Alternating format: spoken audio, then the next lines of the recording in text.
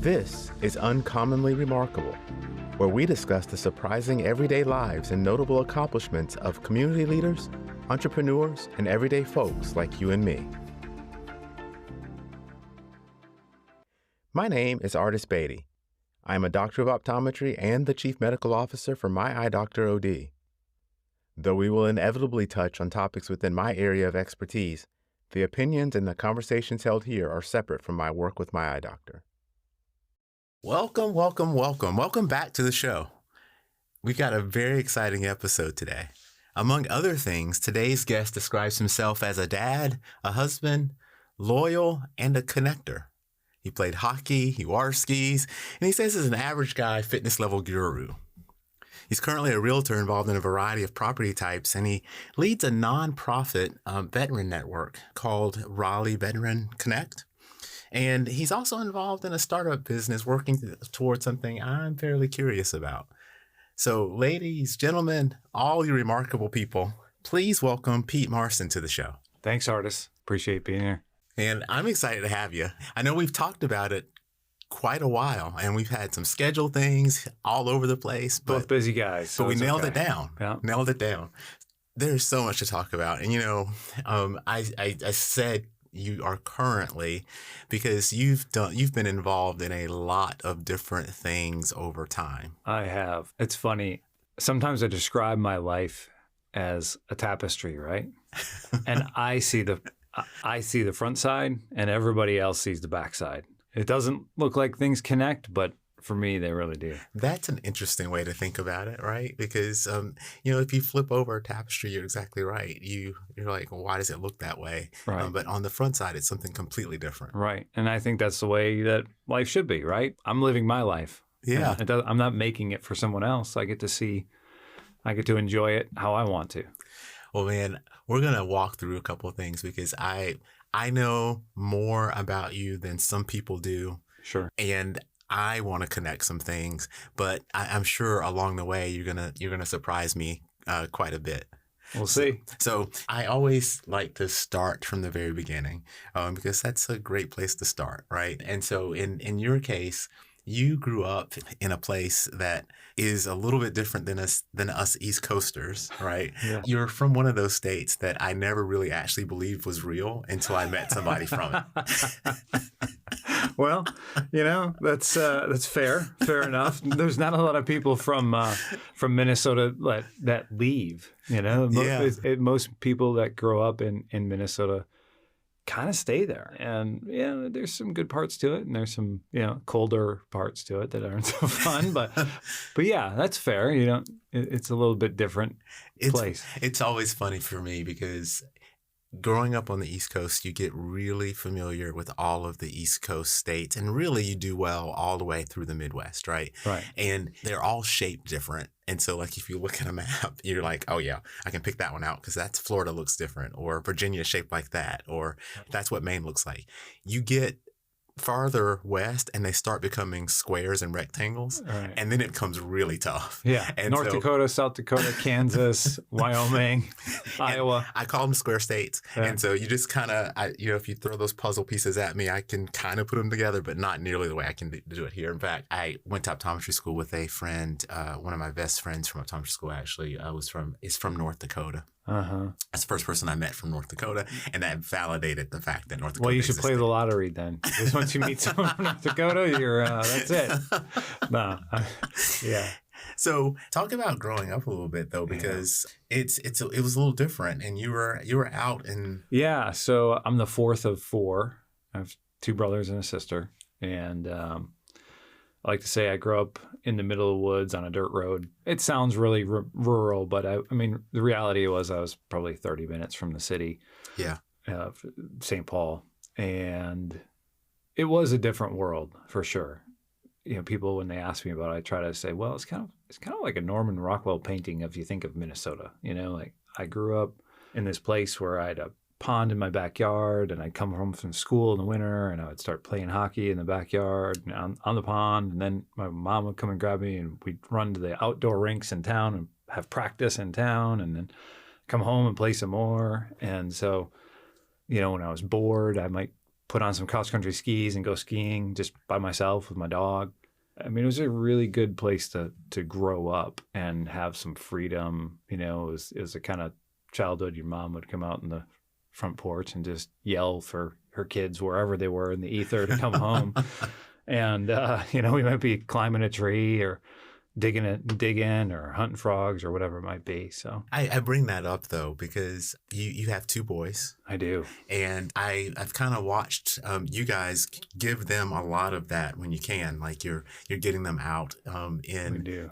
I'll call it the wilderness as much as you can. We do. They love being outside. I mean, we come home and there's frogs and there's centipedes and there's all kind. I mean, I think Jack brought in my 4-year-old Jack brought in a snake to my wife Delora the other day. It was dead, but he brought it in. It was like, look, Mom, I found a snake. Which I'm not a huge fan of those things, but I guess they are. Yeah, we really try to give them as much of that as we can. Laura grew up in Minnesota. She grew up on a farm, you know, a few 100-acre farm, and a lot of freedom there. So we're both trying to blend those things. It's, you know, the world today is so crazy that we really just want them to be in touch with being outside and be comfortable being outside. Walk outside and it's hot. Yep, yeah. It's hot. You walk outside in the rain and yep, it's raining. Deal with it. You know, like that's the real world. So yeah, we try to do those things and be active outside. And if you do that, you can do that anywhere. That's true. That's true. And I was actually going to ask you what life lessons you felt like you learned from having that outdoor experience. And you really just said it, right? It's real life. Right. It's hot. It's cold. It's raining. Like these are all things. Yeah. I mean, I remember, you know, playing hockey outside, you know, as a kid. I mean, when you're young, the town that I was in didn't have an indoor rink. All the towns around us did, so we played inside a lot. But, you know, when you're little, you're practicing at 6, 7, 8, 9 years old, you go out to these outdoor rinks, and they're just flooded with a fire hose, essentially. And then there's a warming house right next to it. And so you go into the warming house, you get your stuff on, you go outside. But it might be 5 degrees. It might be 10 degrees outside. You know, you might be wearing a face mask underneath your helmet and like big turtlenecks and everything. I remember my dad telling me one time or asking me, like, why are you going inside so much more than the other kids? You keep coming. I mean, it was probably 5 degrees. I mean, it was cold, right? and I was cold. My fingers hurt, my toes hurt, you know, those kinds of things. And later in life, I realized like my mom had Raynaud's and I'm like, oh, I think I'm pretty much, now that explains why my feet hurt so much more.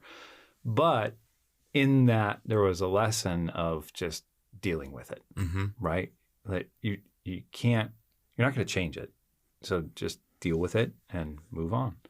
Which I think is one of those things that the earlier you can understand the things that you are able to change versus those things that you really need to figure out how to deal with, is it that the better you are at problem solving and being able to face some of the difficulties that just naturally come. Right. That was a lot of my childhood, was being thrown into interesting environments like that and figuring it out. You know, we have talked a variety of times, and when I first met you, full disclosure, I met you at the gym. Right. You were coaching one of the classes that I regularly attended early in the morning at CrossFit RDU, and I found it fascinating as you started to talk about your early career, including your time spent in the Army. Right. So the story about your enlisting, I think, is one of those that is very interesting. Can you talk a little bit about that? Well, yeah. So just a little for the record, as an officer, you don't enlist. You just true. You sign. It's a little bit different. You contract to become an officer, but nonetheless. So I was an ROTC guy in college. I had attempted to go to West Point or Air Force Academy and those kind of places, and was planning on playing hockey at each one of those places, and had the opportunity to do that, but I actually broke my C1 vertebrae in high school, and so those seats kind of went away, and I ended up playing hockey at a smaller liberal arts school and using an ROTC scholarship. And September 11th was my senior year of college. So, September 11th, 2001, I'd been back to school for maybe a week. I remember being in class and I had seen, the news. I had an 8 a.m. class or 9 a.m. class, whatever it was. And I'd seen the news, saw a plane went into the World Trade Center. And then, we heard in class that something else happened. They stopped the class and I went to the student center where they had, TVs up, and I walked in and towers were collapsing. And right then I knew that my life had changed dramatically from everybody else around me. Because, ROTC at my school was not big. There was probably 10 of us, So everybody there is just a Midwestern kid that's going to go back and work in Minneapolis or St. Paul. And, I was one of very few people connected to the military in that way. So, and I was a 4-year scholarship kid at the time. So I was committed that I had to go serve, right after. I didn't have any choice. So, and it's what I wanted to do. I mean, I wanted to be there, but to my senior year of college took on a little different shape in terms of where my focus was and where I want to be. And funny story, when I became when you get done with ROTC, you get commissioned, just like at West Point or wherever else. We all end up second lieutenants in the Army. Okay.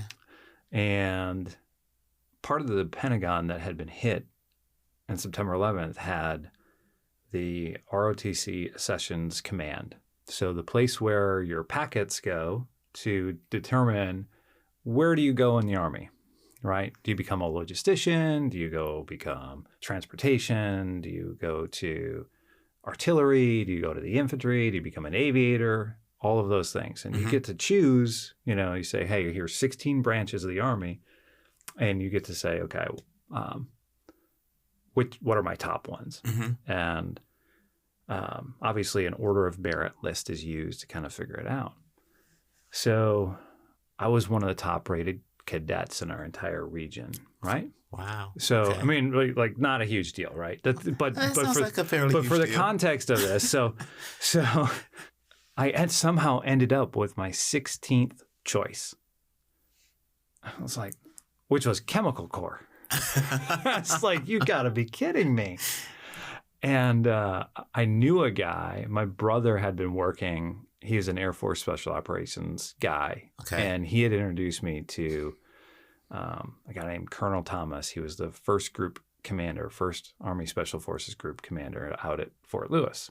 And that's where my brother was. And he said, oh, you should meet this guy. And I went out there on a spring break and I met this guy. And he gave me his card and he said, if you ever have any problem, any challenge, call me. So I was like, I got this card. And so I called him and he was real short. And I said, I don't know what happened. He said, let me make some phone calls. And this is like 3 months before graduation, 4 months before graduation. Right. And long story short, when I was pinned a second lieutenant and they were about to put on my Chemical Corps insignia on my uniform to make me a Chemical Corps officer, they pulled up and showed me crossed rifles, which are infantry, which is what I wanted. And they pinned them on me. I didn't know at that time. I didn't know if anything was going to happen or not. So anyway, it's an interesting story. Did you ever find out how you ended up in Chemical Corps? Like what happened if it was 16? That's a good question. So I think, this is all third-hand information, right? Okay. So like I can't verify exactly what happened. But the gist of the story, I think, was because everything was such a mess, what they did is they allowed some of the branches of the Army that had trouble getting a lot of interest. Oh, I see. Have some free picks. So it was like being drafted in the end, and you're like, really? I'm going to the worst team in the league? And no offense to Chemical Corps guys. There's some great guys out there, but I didn't want to be there. And that was kind of what they told me happened was, hey, you just got sucked into this thing. And I see. So now I have 2 levels of curiosity.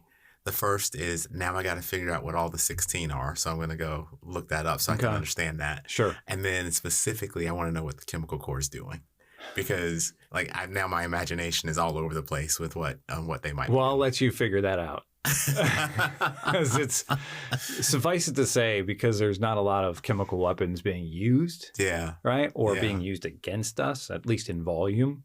They get used to do a lot of things that other people just don't want to do. So they become administrative assistants to a command group often. So they're tracking down stuff that nobody else wants to do. Oh no! Yeah. So you don't want to know. Yeah. So you have all this knowledge, you go to school for all this stuff, and then you can't use it because there's not really, basically if that guy says something, you should probably listen to him about chemical stuff. Yeah. Otherwise, like nobody's listening to him. So what did it look like for you post 9/11? How long were you in the infantry, and then what happened? So I stayed on active duty from 2002 to 2000, basically December 2007. Okay. Is when I left active duty, and I stayed in the reserve for about 2 years after that. But I went to Fort Benning, went to infantry officer basic course, went to Ranger School, was hurt at Ranger School, and this is this is 2003, right? Okay. So we went into Iraq in February, March of 2003. That's about when I was going into Ranger School. But I had a knee injury in infantry officer basic course that I was trying to rehab. In fact, I went over to the basic training units while I was trying to rehab this. They gave me some time to try to heal it. Mm-hmm. And I found a doctor that would give me cortisone shots. So I was trying, this guy was giving me cortisone. Excellent plan. Yeah. He was giving me cortisone shots like every week, for like every other week, for just to get the swelling down, because I had to go to Ranger School, right? Wow. And then I went over to the Ranger School. I hunted down the PA over there, the guy who's in charge of all the, everything, and kind of told him what was going on and say, I'm going to show up on your doorstep here in a few weeks. And what kind of drugs can you give me while I'm in school? Because I need to make it through this thing. And he looked at me and said, don't come to Ranger School if your knee's hurt. I went, well, I don't have a choice. I mean, I it's expected of me. So I went, and within a week and a half, I couldn't even bend my knee anymore. And I didn't drop. They just pulled me out. And which is really disheartening for a young, because it's a big step for an infantry officer to have that. But at the time, they just said, you're going to go to Fort Drum. And, in the Army's infinite wisdom was, here, go to a unit that's deploying in the next 6 months. You'll be fine. So I didn't really heal anything. I just went right to Fort Drum at 10th Mountain Division, and within a few months, I was deploying to go to Iraq. I didn't know if we were originally going to go to Afghanistan, and we were going to go to Iraq, and I had been engaged to Laura at the time. I was actually going to ask you, because my memory said that there was. Yeah. Okay. So we were engaged, and I mean, this is like an old school, like World War II or Vietnam story, right? Mm-hmm. We were engaged, didn't know when I was going to leave. So we just finally looked at each other and said, let's just go get married at the courthouse, because you'll have access to more information and that kind of stuff. So, and, this is kind of we don't have Snapchats or anything. Yeah. You know what I mean? We're not like, it's pretty Spartan communication. Yeah. So it would allow her access to more information. So we got married. That makes so much sense. Okay. Yep. We got married underneath the flagpole at the Watertown, New York courthouse. They gave us the option of getting married. We walked into the office, right? And they had arches, with fake flowers and some Christmas lights on them. And they're like, we can pull that out, or we can go outside to the flagpole. I'm like, we'll go outside to the flagpole. Flagpole it is. So we went outside and we went on our first honeymoon to Ottawa, right? Big metropolis of Ottawa. We went to Ottawa because I had to leave. I think it was like the next week that I was leaving. So that was kind of the start to the Army journey.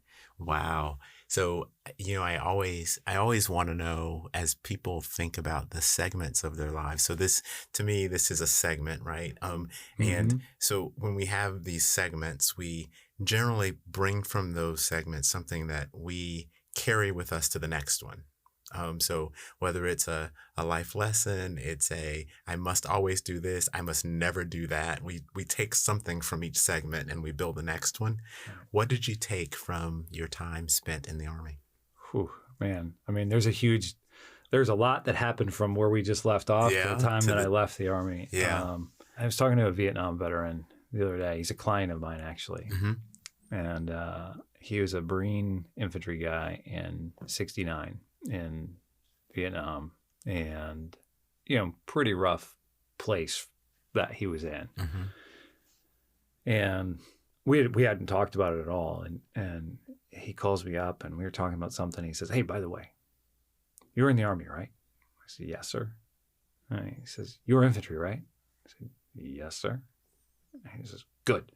Real gruff guy, right? Yeah. Real nice, but just blunt.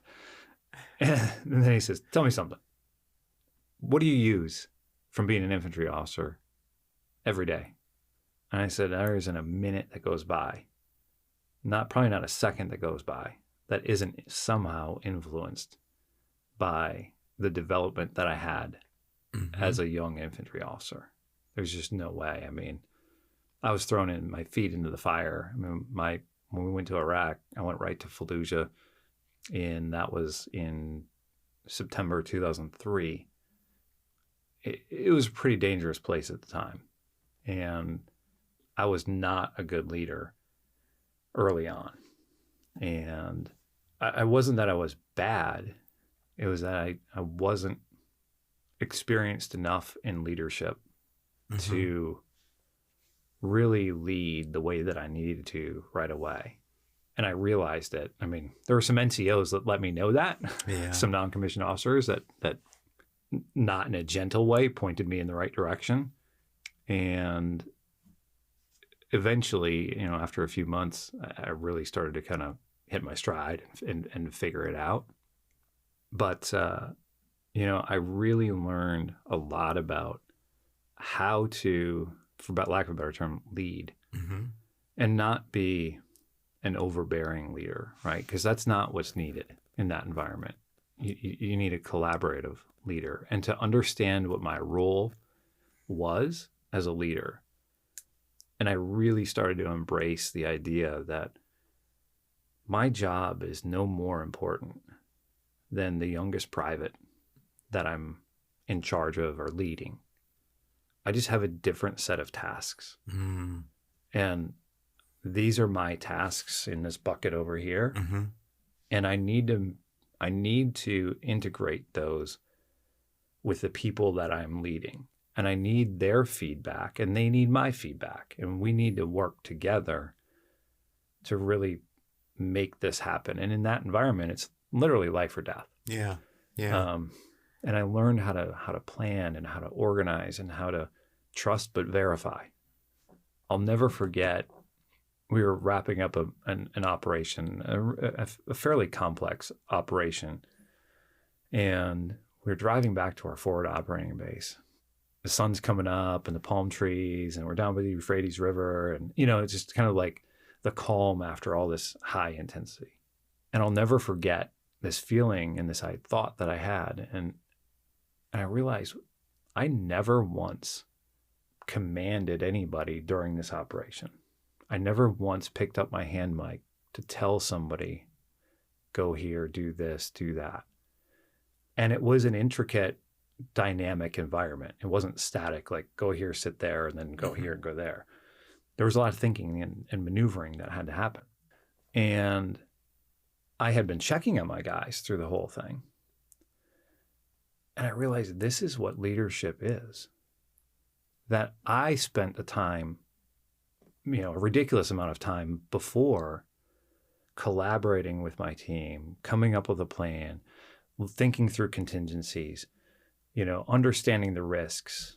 How do we mitigate those risks? What do we happen when something doesn't go right?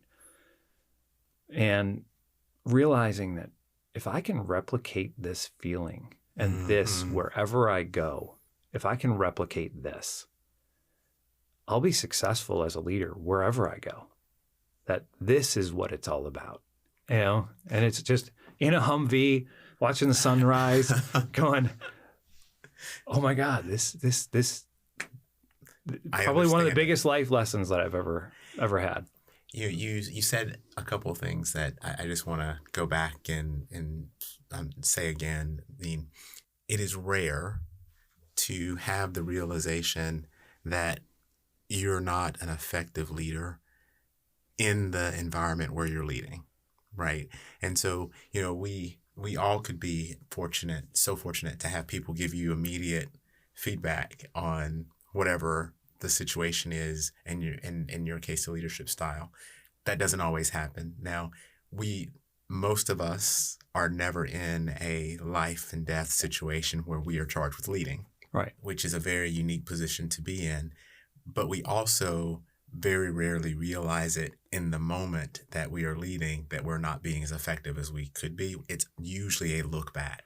Right. And so it's an interesting realization to be able to understand that in the moment and then make correction rather than having to look back and say, I wish I would have. Right. I think it was a product of going back to just how I grew up, and I was never a leader really growing up. I was always good at whatever I was doing. I was doing well at school. The only reason I did well at school is because I tried hard, right? I wasn't a naturally gifted student. I just figured out how I learn and figure out how to do well. Same thing in sports. I mean, I was never really like the natural hockey player, I did well because I worked hard. Mm-hmm. And that's how I kind of got by. There's a point in life where working hard only gets you so far. And you have to adapt to that environment or you won't succeed. And that's what was happening. And I realized really fast that it didn't matter. Nobody cared that I was a good guy, that I had this good upbringing and this nice family, or this, nobody cared. Yeah. We just want to survive today. Right. One of the things that kind of goes along with that, it was like the first experience that I was being shot at, right? This story is not gruesome or anything. The first time I was ever shot at, our company, 140 soldiers moving across the city across Fallujah, from one side of Fallujah to the other side of Fallujah to live and operate on the other side. And we were moving at night. So it was kind of heavy, right? All of our stuff. We've got some big trucks with us and our Humvees. And so we're kind of a heavy unit lumbering around, So we're trying to do this as quietly as we can. In the dark. On the south side of Fallujah, you drive across a bunch of kind of desert and then get to this edge of the town. And there's a road on the side of the town. You kind of skirts the outside, the southern end of town. Okay. Or the city. And there's a wall right there. So you kind of drive right up to it, hang a left, and start going around the city to get to the other side, to cross the Euphrates River. And, it was midnight, 1 o'clock in the morning, I don't know, dark. And I was in the apex of this turn. We've got 20 vehicles along and call me number 10. Okay. And I'm in the apex of this turn. And as I turn, somebody with like an AK-47 reaches over the wall and shoots right there.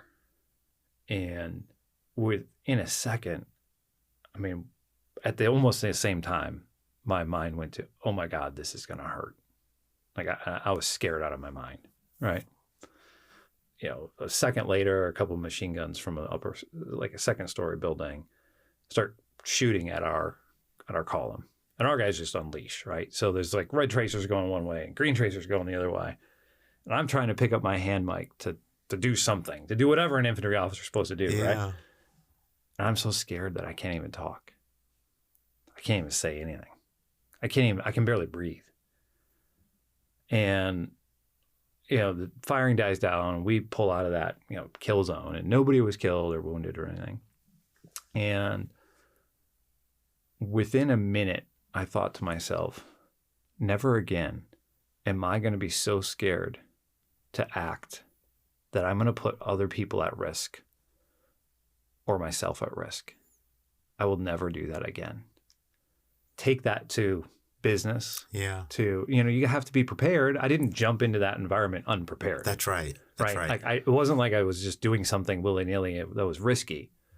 I was doing it and I had the background to do it. But when I got there, I was too scared to actually do it.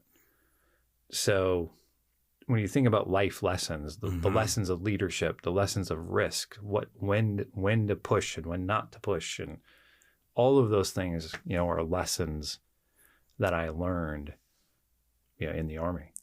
It's interesting to think about how you take those with you, right? And I think, again, it's not necessarily comparable because most people will never be in an environment where people are physically shooting at them, right? But people do have those instances where they fail to act, not because they're unprepared, but because they're not sure exactly what to do in the situation, and so they don't do anything. When in doubt, often the best thing is to do is to just start doing something. Yeah. I mean, sometimes it's not true, but I mean, often that it is. Well, particularly if you're in a situation for which you have been trained or prepared to be in, right? And it really is different whenever you're making the decision and you've got to live with the consequences of that decision. And the first time you do anything, particularly something new, you're really taking a risk, right? And some people respond to that risk the very first time and they go. But I think those are the people who have learned from previous experience that to do nothing is likely not the best. It's not going to lead to the best outcome. Yeah. I mean, Army doctrine, right, is if you're in an ambush, turn in the ambush and go head first into it. Yeah. Right? Like, don't sit there and try to figure it out. Just go on the attack. Yeah. You know what I mean? Yeah. Just start moving. And it's probably based in experience and countless outcomes, but it's also based in human response, right? Because once you begin to respond, you are able to unlock parts of your brain where you actually get the training to actually come back to you. You're able to think in the action. Absolutely. But if you don't start the response, which is what they're trying to get you to do, you can't do any of that. Exactly. I mean, that's when I left the Army, right, in December 2007. This kind of goes into the tapestry of my life, right? Yeah.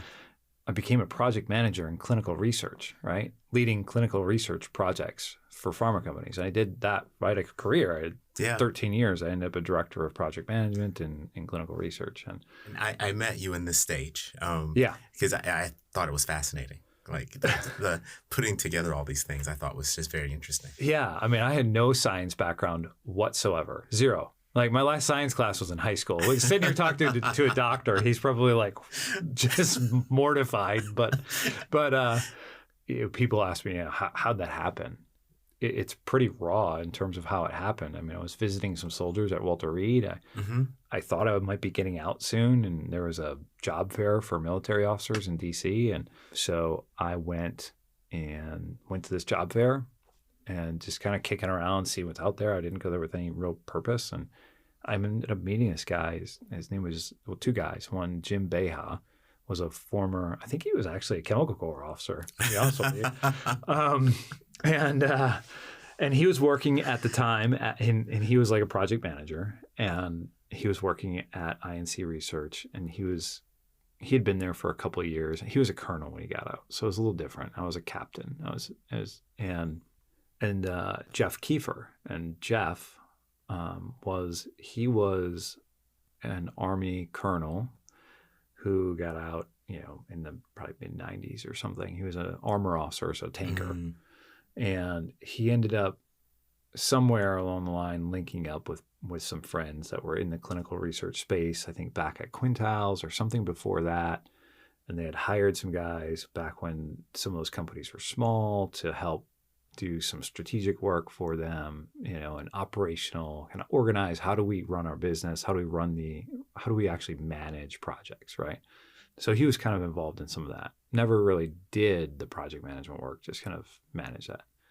And later on, Jeff became he was the VP of maybe executive VP of global operations at Syneos, which, so big CRO in town. So INC was Syneos. So INC grew into Syneos. Oh. Through mergers and acquisitions and new naming and stuff. So INC at the time was pretty small. And, while there was a couple of Army guys around, I was pretty much one of one. I mean, there was nobody like me. And there's no training program. There's no like, hey, this is the book and how we do it. Yeah. It was just figure it out. I felt like I was back in Fallujah, right? Literally thinking, figure it out. Yeah, figure it out. And Jeff came into my office one day, and I share this with a lot of the veterans that I interact with now who are getting out. And he came in my office and he said, Pete, what's the difference between clinical research and combat operations? And mind you, I'd been there for 2 weeks. And Jeff's a pretty rhetorical guy, so I had no idea how I was going to answer his question. And finally, I just looked at him and said, Jeff, nobody's trying to kill me. And I think that's pretty awesome right now. like nobody's trying to kill me. This is great. And he says, no, it's the nouns. The verbs are the same. Huh. I said, it's just the nouns. And I said, it might take you a while to learn the nouns, but just go learn the nouns. And at the time, I mean, it kind of made sense, but it has made way more sense in retrospect. And when I look back, I think he is 100% correct that once I was able to learn the nouns, I could then see how they connected. And then I could manage and I could lead the way that I knew that I could. And it took a while. I mean, people looked at me like, how the heck did you get here? Like, what? And there was no like, there were people that put up with me and put up with my questions. Yeah. But that's the only way. I mean, I just kept working at it and working at it and working at it, working at it and learning it. I mean, I was leading a pretty challenged study within 3 months of being there. I mean, I was faking it. I mean, I would call up a data manager and say, hey, the timeline shows that this thing is supposed to happen in the next 2 weeks. Do you have what you need from the biostatistician or from the coder that links into this on the MS project chart? And I wouldn't even have any idea what I'm talking about. I would just be looking at this timeline saying, hey, does this make sense? And then they would tell me. And then I would kind of gain that context and I'd think, okay, you need to get, they'd say, oh, no. That actually should be linked to this. And we should be getting that this time or that time. So then I would change the project chart and then I would reevaluate and I would just spend my day on the phone calling people and like checking on them and saying like, do they have what they need? And that's how I learned. But yeah, I mean, it worked. Yeah. You mentioned the guys getting out that you work with now. So Can you talk a little bit about the Raleigh Veteran Connect and like how this came about? And I wasn't aware. Yeah. Fast forward, I moved over to what was PRA Health Sciences. And I had a leader in HR that came to me and said, Pete, we want to hire more veterans like you. We want more, essentially more leadership and that kind of thing. Like, how do we hire more veterans? And I said, well, it's really easy. Go to Fort Bragg, go to Camp Lejeune, bring a net. They're letting them out every day. You can get as many as you want. So the problem is you're asking the wrong question. Because what happened with me is not scalable. You can't just take a bunch of guys and throw them in here and make it grow. So I ended up then leading a veteran transition program in that company. I said, okay, great. Sounds like you know what to do. Maybe you should lead this. So I did. And it was pretty successful. Transitions were way better than what I had. And one of the things that I learned when I was hiring veterans was they lack a lot of context. So just like I, for years, kind of wondered, was I in the right job? Did I actually Did I love my job in clinical research? No, I didn't. But I was decent at it, and I was successful, and that felt good. Mm-hmm. So a lot of people, they get out and they've been in the military for 20 years and they've been doing incredible things. And they have a wide variety of options. They have tons of talent. I mean, the things that I see from people it would blow your mind, like the things that some of these people are doing. And they literally have lots of options, but their problem is they don't understand enough to be able to say, yeah, that's a good fit for me. I like to compare it to the cereal aisle in the grocery store. Mm-hmm. Imagine if you've never had cereal before. And you walk into that aisle first time, and you're supposed to pick the right cereal for you. Yeah. And all you have is marketing managers coercing you and telling you how wonderful their cereal is. And you think, man, Lucky Charms, that sounds great. Fruity Pebbles. Who doesn't love Fruity Pebbles? Right. Like, I'm going to eat that every day. If I can eat that every day. Awesome. Sounds good. But after 6 weeks, you realize maybe that wasn't such a good idea. Yeah. And that kind of happens a lot. So I left clinical research, became a realtor. We can talk about that if you want. But when I left, I kept getting phone calls from people that said, and people would say, "Hey, Pete, I hear and I'd grown a decent network, right? Mm-hmm. So I knew, my wife's in consulting. I knew people around town. I knew, people at Cisco, Lenovo, in different consulting companies. And so I would get a lot of phone calls from people on their way out saying, "Hey, do you know a guy? Or what can you tell me about this industry? I heard you just have a good perspective on things." So I would do that. And finally I realized I was one guy. Mm-hmm. I'm only one guy. There's only so much I can share. And so I started looking around in Raleigh for a veteran network that was focused on high performers, right? People who are getting out and want to continue to perform at a high level. And there are a few things around. There's, but most of them are attached to specific pedigree of veterans. So it might be an Annapolis veteran group, or a West Point veteran group, or Marine, MARSOC, Marine Special Operations Group, or something like that. There are these little segmented things around. But I'd run into so many people that were really talented that weren't from that background. They were an ROTC guy that went to a small school in Minnesota that just ended up doing really well, and unlike me, stayed in for a long time and did incredible things. Right.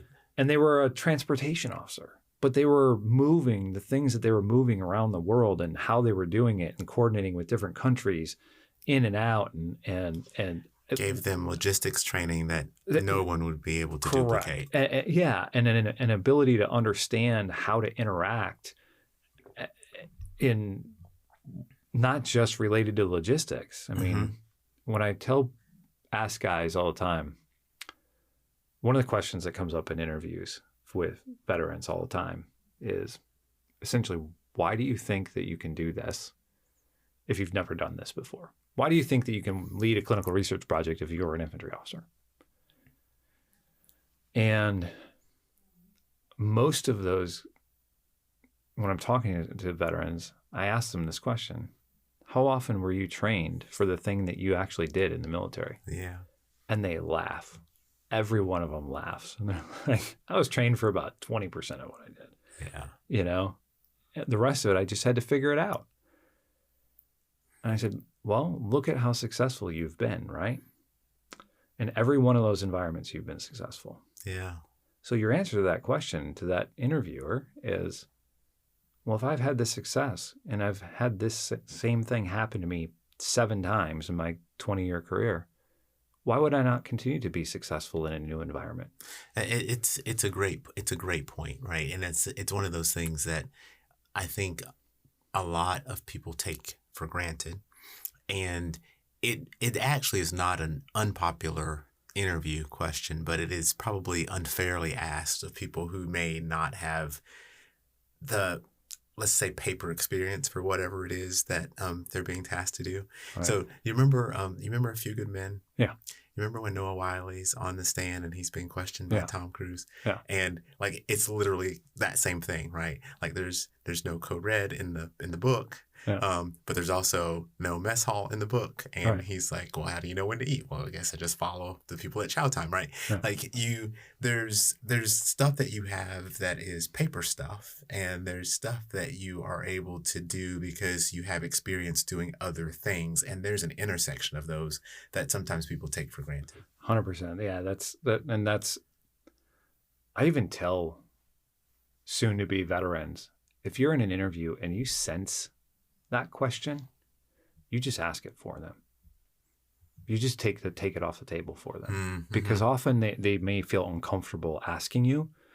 And what will happen is if they feel uncomfortable and they don't ask you, they're going to leave and there's going to be a question in their mind. That question, if you sense it, it needs to be answered. Yeah. Whether or not they ask it or not. And whether or not it's verbalized. Whether or not it's verbalized. So you just kind of get them to ask it. And if they don't, you say, what I hear you saying is, how can I do this? Is that correct? And then often the interviewer is like, yes. Because it takes it off of them. Yeah. Because they're spending their time figuring out how they're going to ask that question. Correct. So you looked at an N of 1, and you're trying to figure out how do I scale this. And I think you said there's 1,200. Yeah, almost so. 13. Yeah, 1,200 veterans in the network. Wow. It is all organic, 100% organic. We just became a nonprofit. I did not set out to. I laugh and I tell even the people in our network, I have no strategic plan for this, none. I have one goal, and that's to connect high-performing veterans to information that they need in order to make decisions and or to find hidden opportunity. That's it. And we do that through connecting with each other because we understand what we have done. So about 50% of this network is our veterans who are out of the military and in the local area already working, sharing their experience.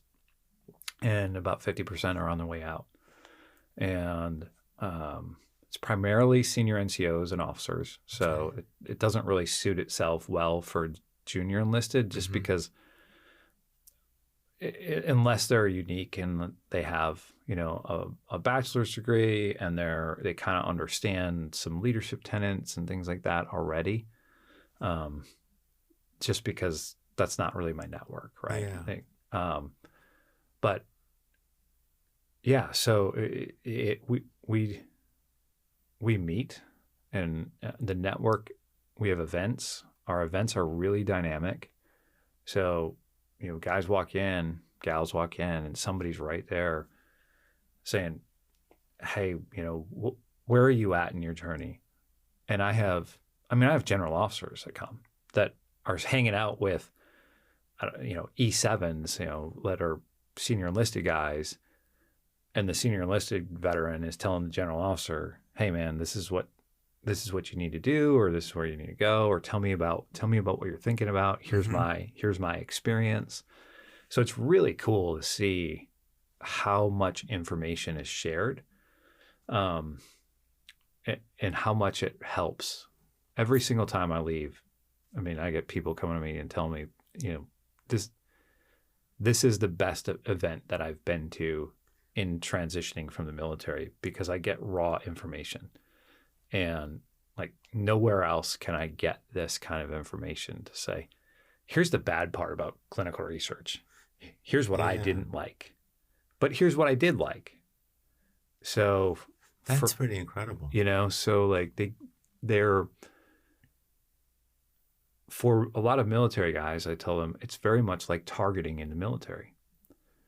When you're working up targets, as an infantry guy or special operations or whatever it might be, you're taking bits and pieces of unconnected information and coming up with ideas and thoughts around that information that lead you to a target without a presupposed position, right? kind of like being in a jury, right? I'm going to listen to all the information. I'm going to pull it all in. And over time, that information is going to create a picture for me. Yeah. So I've given these guys and these gals a platform to go out and pull in unconnected information. Somebody from Cisco, or somebody that is in a startup business, or somebody that's working clinical research, or somebody that's working in logistics, or somebody that's whatever. And they can, do I want to sell, or do I want to work at a PMO? Or do I want to be a project manager, or do I want to be in some kind of marketing, role? And so it really, really, really helps these guys and gals to do that. And so, yeah, I mean, we just keep growing. We're trying to start a veteran. I've had a lot of companies that have come to me and said, hey, we want a similar network because we want to share resources with each other and ideas about how to take these high performing veterans and launch their careers. So if we're at, a named, these are bigger companies, named companies in town, they're looking at each other saying, we need to share how we're doing this. And I can get something, if I'm at SAS, I want to talk to the guy at Google, and I want to talk to the person at Cineos, and then I want to talk to the person at Cisco. And I want to network with those people because I know that there is this huge pool of leadership that's sitting on my doorstep that if I can put that into my organization, right, it can be really, really effective. And I just don't want to screw that up. How do I? And so it's pretty cool. Like we're kind of starting to head in that direction as well. I think that itself is just remarkable. Because it didn't start as this is what I'm going to do. I'm launching this on purpose. It became, to your point, organic, and now you're able to look back and see the direction and kind of think about where you want it to go and how you want to involve other people. And I just think that in and of itself, that's remarkable. So before we go, I do have one more thing that I want you to touch on specifically. Is in our pre-work, you talked about there is a startup that you're involved with, and I just thought that the premise was interesting. So can you tell me a little bit about the startup and what is being developed or what is being aimed to be developed? Right. So the business name, it's really a single product. Okay. But it's under the name of a business. The name of the business is Advanced Non-Lethal Technology. Okay. It's a handful of people involved in that business. My hands have been touched on the product side and just a little bit of the user use of it. I've helped them with a little bit of funding here and there. And, hopefully when this really takes off, I'll have a little bit of a role in the growth of that business, kind of on the operational side of things, right? The tapestry. Yeah, the tapestry. So yeah, exactly. So my role right now is fairly minimal, right? But it is a really interesting product. So it's an aerosol generator, creates a massive amount of smoke, essentially, but it's aerosol. Mm. It is essentially an RC jet engine turned around with some sprayers in front of it that at a real fine level, that liquid is a really small particle size. Mm-hmm. So then when the heat hits it, it creates a huge plume of smoke, right? And so what's interesting is that it's a man-portable device. It can be static. Okay. It's a better mousetrap. Mm-hmm. So the way that smoke is deployed in riots or in tactical environments today is often through a canister, pull the pin, throw it, and you've probably seen on TV where somebody picks it up and throws it back. Yeah. Or kicks it. Yeah. Right? Those things are also burning, right? So they're burning really hot. Yeah. Right? So, or they're launching them out of a gun, right? Like a gun that shoots it into a crowd, like they launch it, mm-hmm. right? Now you're launching a burning projectile into a crowd. Well, if you want to spice up a crowd, hit somebody with one of those. Yeah. Yeah. So this is directional, So you're not launching it at anybody. And, it's just inert, essentially. I mean, CS or pepper or whatever can be added to it. But and most domestic, uses would just be inert for the most part, but a big plume of smoke. So you really can't even see through it. So it just kind of disperses. And the idea is to save lives, really, right? Is to de-escalate things and be able to do it more effectively. My brain automatically goes to all of the other uses, including but not limited to creating smoke screens for pushing out like James Bond. But like, there's a lot of things. Like there are some. Trust me, the amount of people that we have engaged on this thing. So the owner of the business essentially owns all the patents for this. Oh, okay. International patents as well. So we have a very large backlog of interested buyers all over the place, all around the world. I would imagine. Yeah. And some of those are in Hollywood, right? Because they want to use it for that. Yeah. I mean, but most of it, that's not at volume. I mean, most of it is, you think even static protection, static sites, embassies, things like that can be used. It can be put into those environments, put on vehicles, put on drones, put all over the place. And so the only thing holding this back, it is ready for the next step.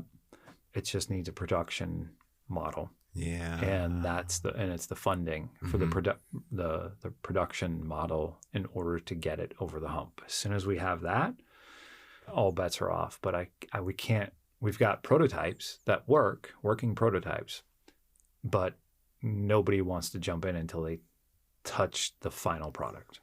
Which is typical. Right. But that's very exciting. Yeah. To hear about new products is always interesting for me, but this one has lots of practical applications and probably lots of practical implications as well. And so the Hollywood aspect is kind of fun because I'm sure they're always looking for ways to make things look different and be more realistic and safer for the purposes of doing filming. But the reality of it is, to your point, not having to launch hot burning objects into a crowd that you're trying to calm down makes a lot more sense. Right. And they can't kick it back. So like it's actually works. It's out there, and it's you can turn it on and you can turn it off. You know what I mean? Once you pull the pin and you throw the grenade, it's going until it's done. Yeah. Yeah, it's just a lot. It's a really cool thing to be around and be involved with. It's not something. I met this guy at his garage like 4 years ago. Just literally 9:00 at night. Met him in his garage and realized, wait a minute, you have something here. The best things come out of garages. Yeah, it's amazing, man. I couldn't believe I was standing there at this guy's garage, and like talking about where this thing could really go, and the people that are involved, and the scale of it, of where it could be. Hopefully, here shortly, is grows substantially. And well, I'm looking forward to hearing about it. It has been great to just actually get and sit and talk to you. I mean, we had some conversation beforehand, and sure, it's interesting to me how sometimes you go a long time between seeing people, and some folks you just kind of pick up where you left off, right? Yeah. And other folks you're always trying to start over. And I don't think we've ever had that trying to start over moment, but it is neat to kind of catch up with you about all these things that have happened over the course of your time on the planet. So. Yeah, well, I really appreciate being able to share and listening to some of your podcasts in the past, just some of your guests. It's interesting, right? It's just that's good. A big compliment. It's interesting to learn, just for the sake of learning about what somebody else's journey has been. And that's what I hope people are getting out of it, because I'm extremely curious about what everybody else does and why they do it and when did they do it and what led to it. Mm-hmm. And I'm a very regimented person, but I devote part of my day every day to learning something new. Uh-huh. And so I'm hoping that through these conversations, other people are getting to learn something new during their day. Yeah. So if you found this to be very interesting and you enjoyed the time you spent, then make sure you tell your friends, make sure you like and subscribe, and we'll keep you informed as best we can. But until next time around, stay remarkable, and thank you for spending time with Uncommonly Remarkable.